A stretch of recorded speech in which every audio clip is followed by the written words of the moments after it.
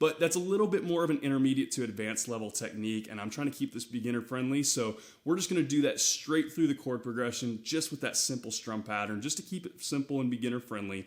But again, if you want to get this a little bit more spicy, a little bit more fun and involved, and again, just maybe a little better for an acoustic cover, I would highly recommend jamming around and practicing with adding some chucking into this, because it sounds super, super cool. So guys, pretty straightforward lesson, just a simple chord progression with a simple strum pattern, but a lot of fun to play and a lot of potential to add a lot to this song if you want to make it a little bit more complex. But a couple of times through that chord progression and strum pattern that is going to repeat all the way through Adore You by Harry Styles will look about like this.